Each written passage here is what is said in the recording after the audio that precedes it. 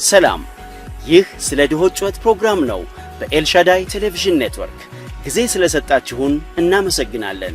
የ1000 ኪሎ ሜትሮች ጉዞ ከአንድ እርምጃ ይጀምራል እንደተባለ በአብሮነት ቅኝት አብረን እንጓዛለን። ሕይወትን በመቁረስ ክርስቶስን መግለጥ አለ።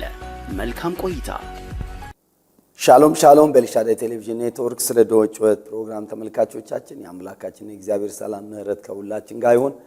ባላችሁበት ምድር ባላችሁበት ከተማ ቤት ስፍራ ሁሉ የጌታ ሰላም ይብዛላችሁ። ከኔ ጋር ዘውትር ስለ ድሆች ጩኸት ፕሮግራም እንካፈላለን። ትምህርቶችን ውይይቶችን በማድረግ ወደ እናንተ እንመጣለን። ይህ ደግሞ በዋናነት ስለ ድሆች እና ችግረኞች ድምጽ ማሰማት መቁረስ ያለባቸው ማካፈል ያለባቸው እንዲያካፍሉ ማድረግ ከድሆችና ከችግረኞች ጋር በተያያዘ መልኩ መጽሐፍ ቅዱሳዊ እውነታዎችንና የእግዚአብሔርን ሐሳብ ተከትሎ መጠንቀቅ በሚገባ ነገር መጠንቀቅ እንድንችል ትኩረት ማድረግ በሚገባ ነገር ትኩረት እንድናደርግ ነው ዘውትር ወደ እናንተ የሚመጣው።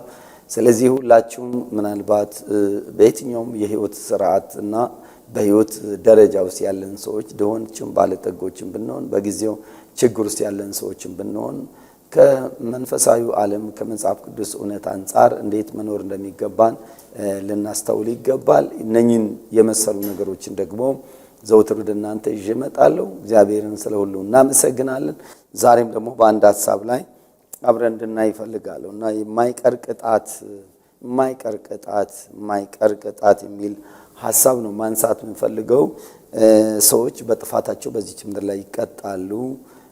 ሰዎች ቀጪ ያላቸው የሚቀጣቸው የመንግስት አካላት የህግ አካላት ደግሞ በተለያየ መልኩ ስለ ሰዎች እንደየፍ ጥፋታቸውና እንደበደላቸው ሂሳባቸውን ደሞዛቸው የእጃቸውን ስራ የሚከፍል አካል ቢኖር ባይኖር ደግሞ በስውር የተሰሩ ስራዎችን ሙሉ በግልጥ የሚከፍል ለእያንዳንዱ እንደየስራው መክፈል የሚችል መጽሐፍ እንደሚናገር ራእይ መዝጊያው ላይ ጻድቁ ወደፊት ይጽደቅ ኃጢአተኛው ወደፊት ይርከስ ለእያንዳንዱ እንደየስራው ዋጋውን ሊከፍል ደሞዜ በእጄ ነው ያለ አምላክ ለእያንዳንዱ እንደየስራው ደሞዝ የሚከፍል በረከትንም ቢሆን ጥፋትን መርገምንም ቢሆን በረከትን መክፈል የሚችል ሉዓላዊ የሆነ እግዚአብሔር በዚች ምድር ላይ በዚች ያልባለንባት ነፍቃ ክበብ ላይ አለ። እግዚአብሔር ሕያው ሆኖ የሚኖር አምላክ አለ። ማንም ሰው እንደ ቃሉ ባልኖርበት የሕይወት ስርዓት ውስጥ ከመቀጣት እና ዋጋ በዛ አቅጣጫ ከመክፈል የማይመለስበት እውነት አለ። ቀጥ ብሎ እግዚአብሔር በየቀኑ እየተከታተለ የሚቀጣ ባይሆንም የተጻፈው ቃል ሕግ ስለሆነ በተጻፈው ቃሉ ሰዎች ይጠየቃሉ፣ ዋጋ ይከፍላሉ። በዚህም የማይቀር ቅጣት ብዬ ዛሬ የማነሳው ነገር አለ። የማይቀር ቅጣት ብዬ ማነሳው ነገር አለ። ከሚያስቀጡ ነገሮች አንድ የሆነውና ያለ ብዙ ነገሮች ሊያስቀጡን ይችላሉ ወገኖች። ብዙ ህገወጥ የሆኑ ወንጀል የሆኑ ነገሮች በአይኖቻችን በማየት በአንደበቶቻችን በመናገር በእጃችን በማድረግ በእግሮቻችን በመሄድ በተለያዩ ነገር አስተሳሰባችን በመበላሸት በብዙ ሊያስቀጡን የሚችሉ እግዚአብሔር ሊያቸውም እና ዋጋ ሊያስከፍሉ የሚችሉ ብዙ ነገሮች ይኖራሉ። ዛሬ አንዱን ብቻ ሊያስቀጡን ከሚችሉ ነገሮች አንዱ ትውልድን እኔንም እናንተን ሁላችን ሊያስቀጡን ከሚችሉ ነገሮች አንዱን መጽሐፍ ቅዱሳዊ እውነታን አብረን እናያለን። እዚህ ምሳሌ 17 ቁጥር 5 ላይ በድሃ የሚያላግጥ ፈጣሪውን ይሳደባል፣ በጥፋትም ደስ የሚለው ሳይቀጣ አይቀርም ይላል። አይቀርም የሚል ቃል አለበት፣ ሳይቀጣ የሚል አለበት። አይቀርም ቅጣት አይቀርም የሚል ሐሳብ ነው ያለበት። ሳይቀጣ አይቀርም እንዲሁ ዝም ብሎ አይታለፍም እንደማለት ነው። አይታለፍም። መቀጣቱ የማይቀር ነገር ነው። መቀጣቱ ግድ ነው። ቅጣቱ ምን ይሁን ቅጣቱ ምን አይነት ቅጣት ይሁን በየትኛው ደረጃ ይቅጣ ይሁን እግዚአብሔር ራሱ ፈራጅ ጻድቅ ፈራጅ ዳኛ ስለሆነ እግዚአብሔር ነው የሚቀጣው። ግን አይቀርም የሚል ነው። በአይቀርም እና በሁለት ነገር በማድረጉ አንድ ነገር በእግዚአብሔር ቅጣት ስር ያልፋል። ቅጣቱ በምን መልኩ ይሁን የቅጣቱን መጠን ደረጃ ልናውቀው የምንችለው ባይሆንም ግን የማይቀር ቅጣት እንደሆነ ያሳያል። እንግዲህ ከድሃ ጋር የተያዘ ነገር ድሃ የምንለው የዕለት ጉርሱም ያጣ የደየ የተቸገረ ሰው በተለይ ስለ ድሆች ጩኸት በሚለው መጽሐፌ ላይ በደንብ ስለ ድሆች ምንድናቸው ድህነት ምንድነው ድሃ ማን ነው የሚል ነገር በሰፊው ምዕራፎች መጽሐፍ ሞክሬያለሁና ድሃ ጋር የተያዘ ነገር ድሃን መንካት ጉዳይ ላይ ድሃን መግፋት ጉዳይ ላይ ድሃን ላይ መነሳት ጉዳይ ላይ ድሃን መጽሔፍ ላይ ድሃን መግፋት ላይ ድሃን ማስጨነቅ ላይ፣ ድሃን መናቅ ላይ፣ ድሃን ማንጓጠጥ ላይ፣ ድሃን መሳደብ ላይ፣ ድሃ ላይ መሳቅ ላይ፣ እንደዚህ አይነት ነገር ድሃን በድህነቱ መናቅ መጸየፍ እና ድሃን በድህነቱ መንካት። ለምን ከእግዚአብሔር ጋር ተገናኘ? ይህን በጣም መመለስ አለብን። ለምን ከእግዚአብሔር ጋር ተገናኘ? የሚነካው ድሃ ነው፣ የሚሰደበው ድሃ ነው፣ የሚላገጥበት ድሃ ነው። እዚህ ቦታ ላይ በድሃ የሚያላግጥ ነው የሚለው። በድሃ መላገጫ የሚሆነው ድሃ ነው፣ መሳቂያ የሚሆነው ድሃ ነው፣ የሚሳቀው ድሃ ነው። ግን ጉዳዩ ቀጥታ ከእግዚአብሔር ጋር ለምን ተገናኘ? የሚነካው ድሃ መልስ የሚሰጠው እግዚአብሔር፣ የሚበደለው ድሃ ፈራጅ እግዚአብሔር፣ የሚነካው ድሃ አለው የሚል እግዚአብሔር፣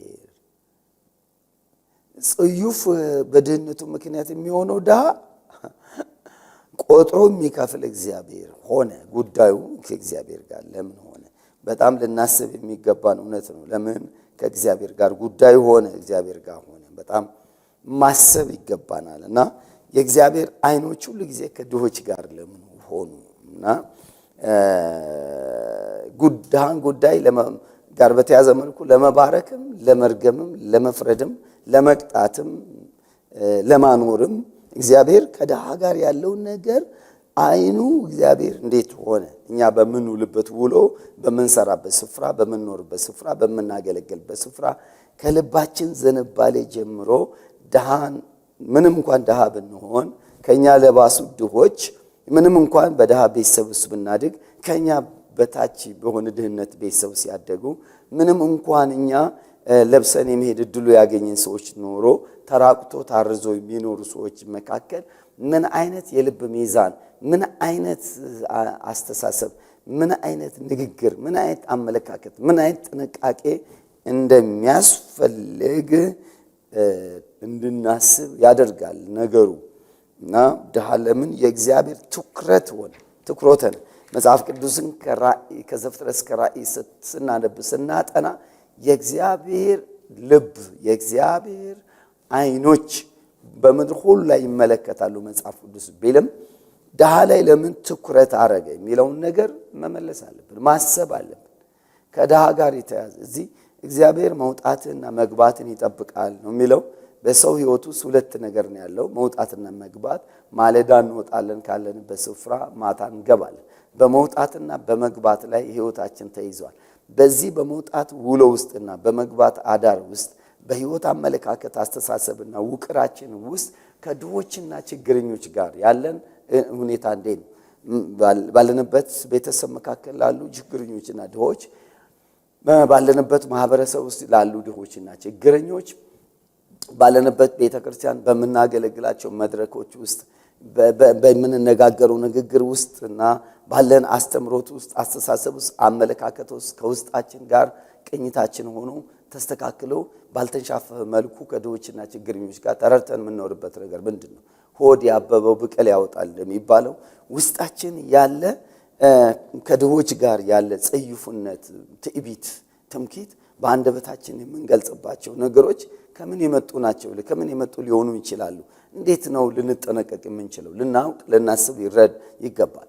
አሁን በቀጥታም በተዘዋዋሪ ይህን መልእክት በተለያየ ሚዲያ መስማት እድል ያገኛችሁ ሰዎች ሁላችሁ ዛሬም ከድሆች ጋር የመኖር ወይ ድሆች ጥግ ድሆች ወይም በተሻለ ኑሮ ምንኖር ወይም ባለጠጎች ወይም መሰረታዊ ነገር የተሟላልን መሰረታዊ ነገር ያልተሟሉ በዙሪያችን ድህነት ያጎበጣቸው ያስጨነቃቸው ሰዎች የራቅን ሰዎች አይደለንም። ከሀገር ውጭም ብንኖር በየትኛውም ስፍራ ብንኖር በድህነት በተለያየ ምክንያት መንስኤው ምንም ይሁን በተያዙ ሰዎች ሕይወት ዙሪያ የምንኖር ሰዎች ልንሆን እንችላለን። በዚህ አስተሳሰብ ውስጥ ግን የምንገነባው ያስተሳሰብ ውቅር ምንድነው? ምንድነው ሕይወታችንን ሊገዳደርን የሚችለው? እሱን ማሰብ ያስፈልጋል። እንግዲህ አንድ በአስተምሮትም ደረጃ በመድረኮቻችን በተለያየ መልኩ የተለያየ ነገሮች ሊንጸባረቁ ይችላሉ። በግል ደረጃም የሰዎች ሕይወት ላይ ሊንጸባረቁ ነገሮች ሊሆኑ ይችላሉ። ግን አንድ መሰረታዊ ነገር በጣም ቆም ብለን ማሰብ ይገባን። ድህነት ጉስቁልና ማጣትን ወይ ችግርን መጸየፍና መቃወም እና መጥላት እና ድሃን መጥላት ሁለቱ ለየብቻ ካልሆኑ በቀር በአስተሳሰብ ደረጃ በጣም ከባድ ናቸው። ድሃን መጥላትና ድህነትን መጥላት መካከል ያለው ልዩነት መረዳት ያስፈልጋል። ድሃና ድህነትን መለየት ያስፈልጋል።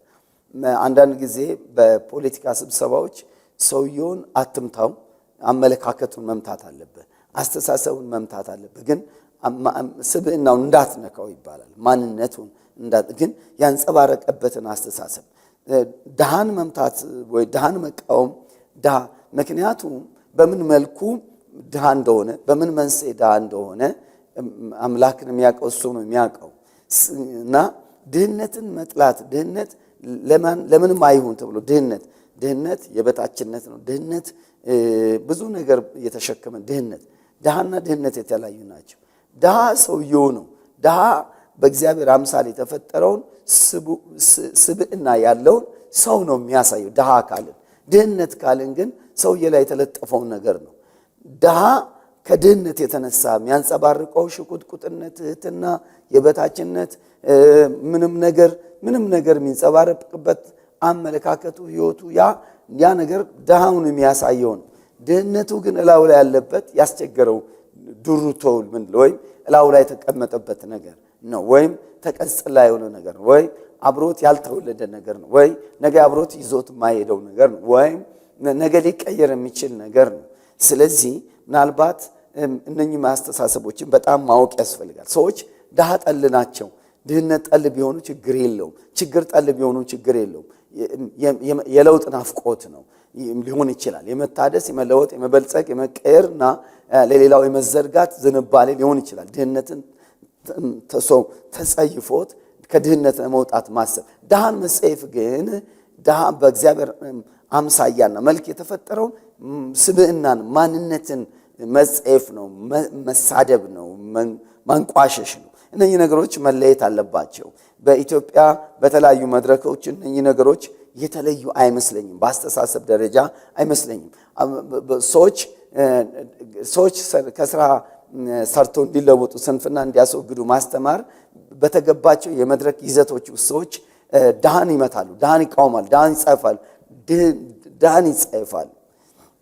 ስለዚህ እነኚህ ነገሮች መታሰብ ይገባቸዋል እና ድህነትን፣ ችግርን፣ ጉስቁልናን መውደድ የለብንም። አንዳንድ ጊዜ ስለ ድሆች ተሟጋች ሆነን ለድሆች ሰዎች እንዲያካፍሉ፣ እንዲሰጡ፣ ድሆች እንዳይነኩ፣ ለድሆች እንዲራሩ፣ የድሆች መሬት እንዳይነካ፣ የድሆች ቤት እንዳይነካ፣ የድሆች ነገር እንዳይነካ፣ የድሆች መብት እንዳይነካ ድምፅ እናሰማለን። ይሄ ደግሞ መጽሐፍ ቅዱሳዊ ነው። ፍትህ ድምፅ ነው። ድምፅ እናሰማለን። ይህን ድምፅ እናሰማለን ማለት ድሃው ነው እንጂ ድህነት እንዲቀጥል ድምፅ እያሰማን አይደለም። ድህነትን እያበረታታን አይደለም። ድህነት በሰዎች ድህነትን ተቀብሎት እንዲሄዱ ማለት አይደለም። ድህነትን ይጸይፋሉ፣ ግን ከአቅማቸው በላይ ድሃ የሆኑበትን ማንነታቸውን ደግሞ መቆርጦ ከራሳቸው ላይ መጣል አይችሉም። ስለዚህ ሰዎችን ድህነትንና ድሃን ነጥለን የማየት ዝንባሌ ሊሆን ይገባል። ይህን ለማስተማር ድሃን ሳትነካ፣ ድሃ ላይ ሳናላግጥ፣ ድሃን ሳንሳደብ፣ ድሃን ሳንጸየፍ ማስተማር ይገባናል። ሰዎች ሰርተው እንዲለወጡ፣ ተግተው እንዲወጡ ማይሰራ አይብላ እንደተጻፈው ስንፍናን ከሰው ሕይወት የሚያነሱ አስተምሮቶች ከምን በላይ ከቤተ ክርስቲያን ውስጥ መጽሐፍ ቅዱስ ከሚያስተምሩ ሰዎች መውጣት አለበት። ግን ያን ስንፍና ስናስብ ድሃን ጠል በሆነና ድሃን በናቀ የአስተሳሰብ ውቅርና ዝንባሌ ውስጥ ሕይወታችን ተገንብቶ አይደለም። ይሄን መነጠል ያስፈልጋል፣ ማወቅ ያስፈልጋል። ምናልባት በየትኛውም የሕይወት ስርዓት ውስጥ ያለን አካዳሚ ትምህርት ቤት አስተማሪዎች፣ መንፈሳዊ ቤተክርስቲያን ውስጥ አስተማሪዎች፣ ወይም የማህበረሰብ አንቂዎች፣ መንግስት ኃላፊዎች፣ በየትኛውም ሁኔታ መድረክ ልታገኙ የምትችሉ ማናቸውም ሰዎች፣ የሃይማኖት ተቋም ውስጥ በየትኛውም ሁኔታ ውስጥ ያላችሁ ባለጠጎች፣ በየትኛውም ኑሮ ውስጥ ያላችሁ ሰዎች ድሃን መንካት ነው አሁን ከባዱ ነገር። ድህነትን መቃወምና ድህነትን ቀንሳለሁ ማለት ይቻላል። ድሃን ግን እየሰደቡ አይደለም። ድሃን ግን እየናቁ አይደለም። ድሃን እያስጨነቁ አይደለም። ስለዚህ ሰው ሰነፍ እንዳይሆን፣ ሰው ሰርቶ እንዲለወጥ፣ ሰው ድህነትን ታግሎ እንዲያሸንፍ ማስተማር አለብን። በጣም ታግሎ እንዲያሸንፍ ማስተማር አለብን። ከዚያ ቀንበሩ ሰው ነፃ እንዲወጣ ማስተማር አለብን፣ መምከር አለብን። በሚዲያም ባገኘነው መድረክ ሁሉ ለትውልድ ሰዎች ከድህነቱ እንዲወጡ ማድረግ አለብን። ትልቁ ነገር ግን ይሄኛው ግን ሊበረታታ ይችላል። መጽሐፍ ቅዱሳዊም ነው። የማይሰራ አይብላ ብሏል ጳውሎስም። ግን ድሃን መስደብ፣ ድሃ ላይ ማላገጥ፣ ድሃን መጸየፍ፣ ማንቋሸሽ፣ መናቅ ግን ያስቀጣል። መሳደብ አንደበትን ከፍቶ በብዙ የንቀት ዲግሪ ድሃን መሳደብ፣ ድሃ ማላገጥ፣ ድሃን ላይ አይኖቻችንን ከፍ ከፍ ማድረግ፣ ድሃ ላይ መታበይ፣ ድሃን ላይ ሲያዩ መጸየፍ፣ ድህነት መጸየፍ ሳይሆን ድሃን መጸየፍ፣ ማንቋሸሽ፣ መናቅ በተገለጠ መልኩ እግዚአብሔር የሚያውቀው የንቀት ልክ፣ እግዚአብሔር የሚያውቀው ስድብ ልክ፣ እግዚአብሔር የማያውቀው ማላገጥ ልክ፣ እግዚአብሔር የማያውቀው መጸየፍ ልክ፣ ማንቋሸሽ ልክ የተገለጥንበት ሁኔታ ካለ መንፈሳዊ ዓለም ውስጥ የተነገረው እግዚአብሔር ቃል ሐሳብ ያስቀጣል። ቀጣቱ ምን ሊሆን ይችላል አናውቅም፣ ግን ያስቀጣል። ድሃ ላይ ማላገጥ ፈጣሪን መሳደብ ነው እያለን ያለው እንደ መነሻ ክፍል በዚህ በምሳሌ 17 ቁጥር 5 ላይ በድሃ የሚያላግጥ ፈጣሪውን ይሳደባል ነው እያለ ያለው። እና ለምንድን ነው ፈጣሪውን ነው የሚለው? ፈጣሪውን ለምን? ድሃን የፈጠረው እግዚአብሔር ነው። እግዚአብሔር ድህነትን አይፈጥርም። ድሃን ግን የፈጠረው እግዚአብሔር ነው። በተለያየ መልኩ ሰዎች ድሃ ሊሆኑ ይችላል። በጦርነት ሊሆን ይችላል፣ ከቤተሰቦች የወረሱት ሊሆን ይችላል፣ በግጭት በመፈናቀል ሊሆን ይችላል፣ ስራ በማጣት ሊሆን ይችላል፣ ሰዎች በጤና እክል በአካል ጉዳት ሊሆን ይችላል። በተለያየ መልኩ ሰዎች ድሆች ሊሆኑ ይችላል። ስለዚህ እግዚአብሔር ሰዎች ድሃ የሚሆኑበትን ብዙ ጠቅላላ የሆነ ጀነራል የሆነ ነገር እግዚአብሔር የሚያውቅ አምላክ ስለሆነ እግዚአብሔር አይኑ ድሆች ጋር ነው። ስለዚህ በድሃ የሚያላግጥ ሰው አንድ ሰው በድሃ ከተላገጠ ማላገጥ ማለት ቀጥታ ካየነው መቀለድ ወይም መናቅ ወይም ይሄ ዲግሬድ ማድረግ ወይም የበታች ማድረግ ወይም ማንቋሸሽም ሁሉ ነገር ያካተተ ቃል ሊሆን ይችላል። ስለዚህ አንድ ሰው ድሃ ላይ ያላገጠ ነው ማለት መጽሐፍ ቅዱስ ድሃውን የፈጠረውን ፈጣሪውን እየሰደበ ነው። ለምን? የድሃ ባለቤት እግዚአብሔር ስለሆነ። ድሃ ባለቤት አለው። በምንም ሁኔታ በየጎዳናው የምናያቸው ድሃዎች የወደቁ ሰዎች ባለቤት አላቸው፣ ፈጣሪ አላቸው፣ ባለቤት አላቸው። ባለቤት የሌለው ሰው እዚች ምድር ላይ የለም። ምናልባት በክርስቶኛ እናምነው እውነት ክርስቶስ ኢየሱስን አምኖ ያልተቀበለ ያልዳነ ያላመነ ዳግም ያልተወለደ ክርስቲያን ሊሆን ይችላል። የዘላለም ሕይወት ባለቤት ያልሆነ ሰው ሊሆን ይችላል። በተለያየ እምነት ውስጥ ያለ የተለያዩ ባዕድ አምልኮችን ሊያመልክ ይችላል። ግን ፈጣሪው እግዚአብሔር ነው። ፈጣሪው ማንንም ሰው ይሄን ጉዳይ ድሃ ስል ሀብታም ድሃ ብቻ ሳይሆን ድሃም ሀብታምም ቢሆን የትኛው ሃይማኖት ቢኖረው ፈጣሪው እግዚአብሔር ነው። አሁን ይህን ድሃን መሳደብ ሲባል በመካከላችን ያሉ ብቻ ሳይሆን በየትኛውም ሁኔታ ውስጥ ያሉትን ያሳያል። ለምን ድሃ ሆነ? እንዴት ድሃ ሆነ? መቼ ድሃ ሆነ? በምን ምክንያት ድሃ ሆነ? አያገባንም። እኛ ድህነቱ ካየ በኋላ ለምንድን ነው የሆነው ብለን አንዴ ወይ ስንፍና አድርገን፣ አንዴ የሆነ ነገር አድርገን፣ አንዱ የባህሪ ጉድለት አድርገን መደፍደፍ አንችልም። ከየት እንዳመጣው መንስኤዎቹ ብዙ ስለሆኑ ፈልገው ሰዎች ድሃ ለመሆን አቅደው ድሃ መሆን ስለማይችሉ ማንም ሰው አቅደው ፕሮግራም እቅድ አውጥቶ ድሃ መሆን አይፈልግም፣ አይችልም። የአእምሮ በሽተኛ እስካልሆነ ድረስ ጤና እስካለው ድረስ ድሃ መሆን እፈልጋለሁ ብሎ አስበው አቅደው የሚሰራ ሰው የለም። ግን ምናልባት የራሱ ድካምና ስንፍና ሊታከልበት ይችል ይሆናል። ግን ያንም ሲያደርግ ደግሞ ድሃ ለመሆን ብላለሁ ብሎ አቅደው የሚሰራ የለም። ስለዚህ ድሃን ላይ ማላገጥ፣ ድሃን መሳደብ ቅጣቱ ሞትን ሊያመጣ ይችላል። ሞት ሊያመጣ የሚችል ቅጣት ነው። ሞትን ሊያመጣ ይችላል። እዚህ ምሳሌ 14 ቁጥር 31 ላይ ድሃን የሚያስጨንቅ ፈጣሪውን ይሳደባል። እዚህም በድሃ ላይ የሚያላግድ ፈጣሪውን ይሳደባል ይላል። እዚጋም ድሃን የሚያስጨንቅ ፈጣሪውን ይሳደባል ነው እያለ ያለው። ፈጣሪውን ይሳደባል። ስለዚህ ፈጣሪን መስደብን አድርጎታል። ድሃን ማላገጥ፣ ድሃ ላይ መስደብ አቆጣጠሩ ቀጥታ ከምን ጋር ነው ቀጥታ የወሰደው? አቆጣጠር አደረገው። አቆጣጠር ወዲያው መጽሐፍ ቅዱስም በአቆጣጠር ያምናል። ምክንያቱም በእናንተ መካከል ልዩ ልዩ ፈተና ቢኖርባቸው እንደ ብዙ ደስታ ቁጠሩት ይላል። ባልንጀራችሁን ከእናንተ እንደተሻለ በትህትና ይቁጠሩ ይላል። ለኃጢአት ሞታችሁ ለጽድቅ ሕያው እንደሆናችሁ ቁጠሩ ይላል። ቆጥረህ የምትኖርበት ሕይወት ነው። ስለዚህ ድሃን ሲሰደብ አቆጣጠሩ የእግዚአብሔርን ስም መስደብ፣ ፈጣሪውን መስደብ ነው።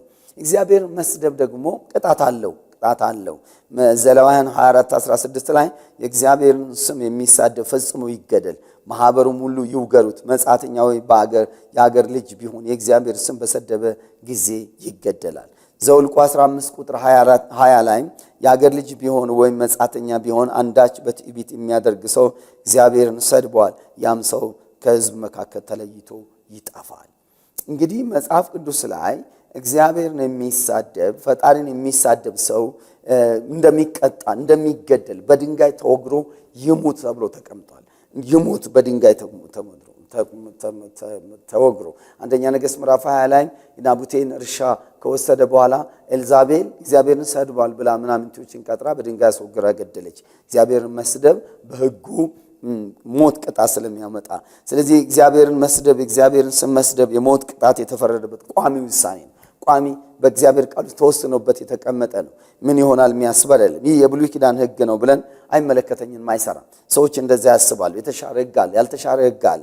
ወገኖቼ አንዳንዱ አይሻርም፣ ቃሉ ማይሻር ስለሆነ፣ ስለዚህ ድሃ ላይ ማላገጥ፣ ድሃን መሳደብ፣ ድሃን መናቅ አቆጣጠሩ ቀጥታ ፈጣሪን መሳደብ ይሆናል። ይቀየራል። ፈጣሪን ወደ መሳደብ ይቀየራል። ፈጣሪውን ሰው ደግሞ ከተሳደበ ውጤቱ ወይም ቅጣቱ ፈጣሪን የሰደበ ሰው ሁሉ በቃሉ የተቀመጠው የሞት ውሳኔ ካርድ ይስባል ማለት የሞት ውሳኔ ካርድ ይስባል ማለት። እግዚአብሔር እንደዚህ የቀጣ ቢሆን ሰው በየጊዜው ድሃ እያላገጠ ድሃ ላይ እየተሳደበ ላይኖር ይችል ይሆናል። እግዚአብሔር ደግሞ ቸር ነው፣ መሐሪ ነው። እግዚአብሔር ቸርነቱን መሐሪነቱን ብቻ አናስብም። በቃሉ ላይ የተጻፈው ነገር ውስጥ ምን እንደሚሆን አናውቅም። ስለዚህ ሁለት ነገር ነው ከምሳሌ 17:5 የምናየው። ማላገጥ አለበት።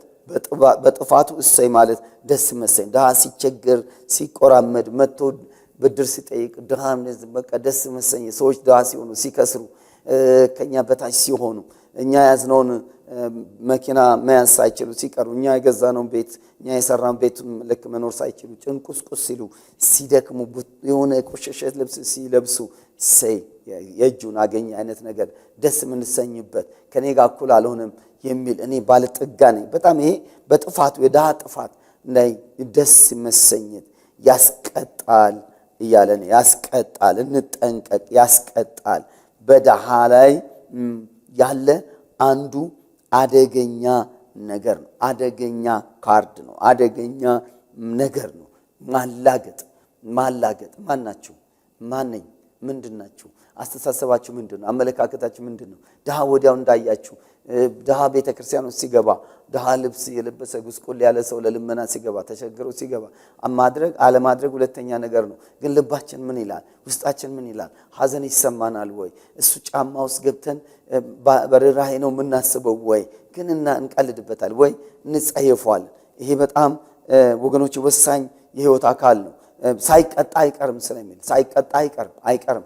ቅጣት የማይቀር ቅጣት ነው። በቃ ማይቀር ድሃን የምንጸየፍ ሰዎች፣ ድሃን የምናንጓጥ ሰዎች፣ ድሃን የምንጨቁን ሰዎች፣ ድሃን የምናስለቅስ ሰዎች፣ ድሃ ላይ የምንቀልድ ሰዎች፣ ድሃን የምንሳደብ ሰዎች፣ ድሃን የምንንቅ ባገኘነው በየትኛው መድረክ በጓዳ በውጭ በውስጥ በጨለማ በቀን በብርሃን በቤተሰብ መካከል በውጭ በውስጥ በቤተ ክርስቲያን በሰፈር በማህበራዊ ኑሮ ባገኘናቸው ቢሮዋችን፣ ስራችን፣ መንገዳችን ላይ የትኛውም ትራንስፖርት ላይ ጉዞ ላይ ድሃን የምንጸየፍ ደስ የማንሰኝ ከድሃ አጠገብ ወንበር ላይ መቀመጥ ማንፈልግ ምናላግጥ ሰዎች ድሃን ምንቀልድ ሰዎች አለን ወይ?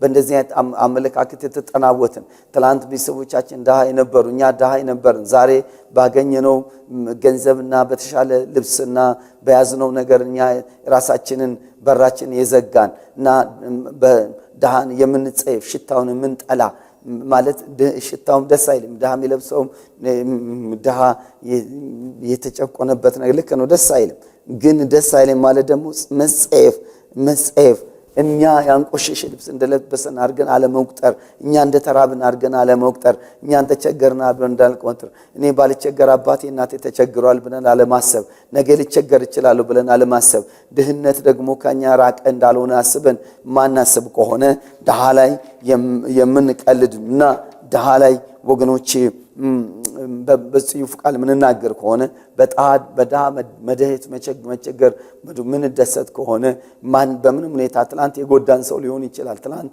ብድርም ቢያለን ሰው ሊሆን ይችላል፣ ትላንት ዛሬ ግን ከስሮ ድሃ ሲሆን እሰየው ምንል በጥፋቱ በድሃው ጥፋት በድሃው ለቅሶ በድሃው ረሃብ ደስ የምንሰኝበት አስተሳሰብና አመለካከት የሚኖረን ከሆነ ሳንቀጣ አንቀርም።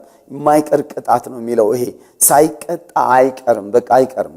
በቀብም ምናልባት ጊዜ ሊፈጅ ይችል ይሆናል፣ ወራት ሊፈጅ ይችል ይሆናል፣ አመታት ሊፈጅ ይችላል፣ ወይ በልጆቹ ሊሆን ይችላል። አናውቅም። የቅጣቱ ማጋ ምን በምን ልኮ እንደው ማወቅ አንችልም። ግን ያስቀጣል። ማንም ሰው ድሃን መሳደብ፣ ድሃን መጸየፍ፣ በድህነቱ መሰደብ፣ በድህነቱ መጸየፍ፣ በድህነቱ ስንፍናውን አይደለም፣ አለመስራቱን አይደለም፣ ችግሩን የተገለጠው ነገር አይደለም። ግን መስጠት ካለብን ድህነቱን ተጸይፈን አይደለም፣ ሰድበነው አይደለም። ማልበስ ካለብን ሰድበነው እንደማይረባ ድሮ ሳንተ ምናምን ብለን ማይረባ አድርገን ምን ሰጠው አይደለም። አልበሰን ማልበስ ብንችል ጥሩ ነው። ግን ሰድበን ሳይሆን በሱ ቦታ ሆነን እኛ እንደምንለብስ አድርገን ቆጥረን ካልሆነ በቀር ከቅጣት አናመልጥን መጽሐፍ ቅዱስ እያለን ያለው። ስለዚህ ለምንድን ነው ይሄ የሚሆነው? እግዚአብሔር ለምን እንደዚህ አረገ? መጽሐፍ ቅዱሳዊነታው ይሄ ነው። በጥፋቱ ደስ የሚለው በድሃ ጥፋት ደስ፣ በድሃ ኪሳራ፣ በድሃ መቸገር ደስ የምትሰኙ ሰዎች አላችሁ፣ ምስቁ ሰው አላችሁ፣ መታላግጡ አላችሁ። ይሄ በጣም ወገኖቼ ቅጣትን የሚያመጣ እውነት እንደሆነ መጽሐፍ ቅዱስ ይናገራል። ስለዚህ ድሆችን መበደል የለብንም፣ ድሆችን መሳደብ የለብንም፣ ማንቋሸሽ የለብንም። ባገኘነው አጋጣሚ ሁሉ ለድሆች የሚራራ ልብ ያስፈልገናል። ግን ዝም ብለን እየጋለብን ዝም ብለን የመጣልን አፋችን የመጣው ነገር እየተናገርን ዝም ብለን አንደበታችን እየከፈትን ድሃን አደባባይ እያዋረድን ድሃን አደባባይ እያስለቀስን ድሃን እየተጸየፍን ሳንቀጣ አንቀርም።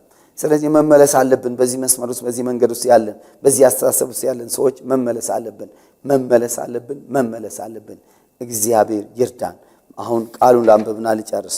ምሳሌ 17 ቁጥር 5 ላይ በድሃ የሚያላግጥ ፈጣሪውን ይሳደባል፣ በጥፋትም ደስ የሚለው ሳይቀጣ አይቀርም ይላል።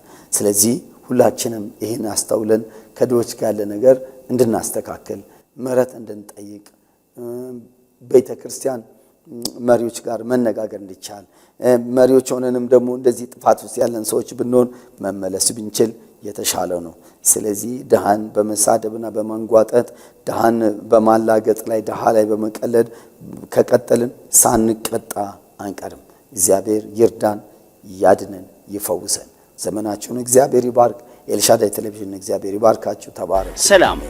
ይህ ስለ ድሆች ጩኸት ፕሮግራም ነው በኤልሻዳይ ቴሌቪዥን ኔትወርክ። ጊዜ ስለሰጣችሁን እናመሰግናለን። የ1000 ኪሎ ሜትሮች ጉዞ ከአንድ እርምጃ ይጀምራል እንደተባለ በአብሮነት ቅኝት አብረን እንጓዛለን። ሕይወትን በመቁረስ ክርስቶስን መግለጥ አለ። መልካም ቆይታ።